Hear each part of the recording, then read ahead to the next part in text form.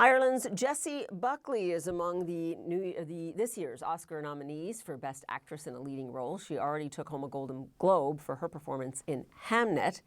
A new Irish show premiered on Netflix last week, How to Get to Heaven from Belfast. That was recommended to me, by the way.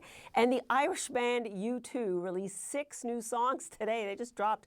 That was ahead of their album that's dropping later this year. And it all goes to show how this mighty country of just 5 million people has an outsized influence on culture right around the world. The Irish government is working to maintain this position. It's providing a basic income to 2,000 artists so they can afford to really focus on their craft. Now, the pandemic-era program was just made permanent this month. It builds on a long-standing scheme exempting some Irish artists from actually paying income tax on the sale of their work. Maria Fleming is the chair of Ireland's National Campaign for the Arts, and she joins us now from Dublin. And this program is so intriguing to me. You know, artists and creators are no doubt national treasures, but you don't see many governments really taking that sentiment and putting cold, hard cash behind it. No, that's true. And we are delighted and very pleased that our government is showing this, their confidence in the arts in Ireland. But, you know, we're about to head into the month of March and St. Patrick's Day, and our politicians will travel all over the world for St. Patrick's Day. And when they do, what they bring with them is our culture. It's what we're known for: Irish dancing, Irish singing. And we do, as you say, we punch above our weight for the size of our country, with the culture that we have. And in the past, in our history, many of our artists had to leave Ireland in order to be successful. And what we're hoping now, one of the aims of the Basic Income for Artists scheme is to retain our artists in our country and to provide culture for us that can be enjoyed by others abroad, but that artists no longer have to leave in order to survive. And I was going to ask you a little bit more about that. What is this? Because it's not a huge, it's good money, but it's not a huge amount of money. So what does it mean to those local artists? Yes, and the fantastic thing you mentioned, we had a pilot scheme which is just drawing to a close, and that ran for 3.5 years. And the brilliant thing about that is the Green Party Minister, Catherine Martin, who set that up, insisted on there being gold standard research alongside the pilot.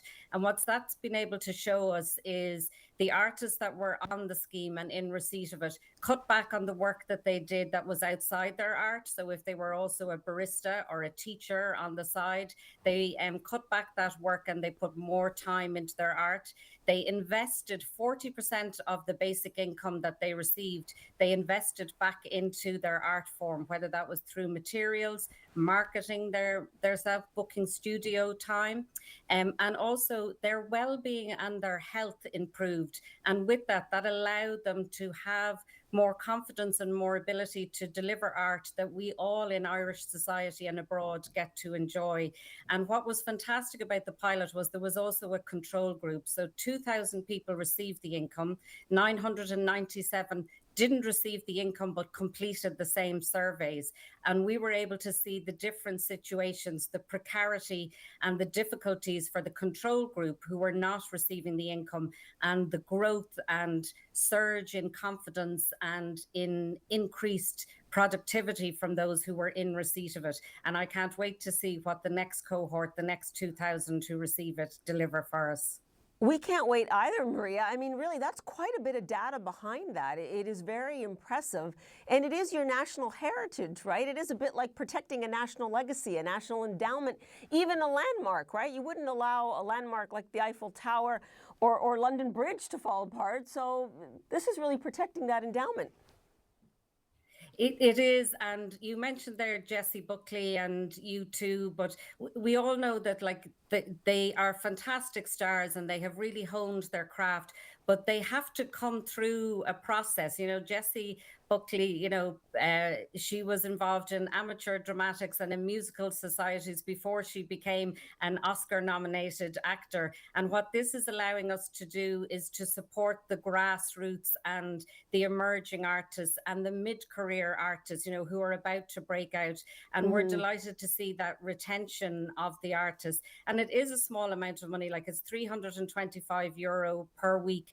But what's great about it compared to, say, an arts grant that you have to apply for, it's guaranteed income that's coming in. You're not having to, fill out an application and try and guess what the funders want you to deliver or stay within a fashion or a phase that art is going through. You really get to concentrate on the art that drives you, that is your vision, that is your passion. And that is what we are seeing, artists really coming into their own. And there's interest not just from yourselves, but all over Europe and Canada and our neighbours in the UK. Everybody is interested to talk to us about what is this and how do we get it?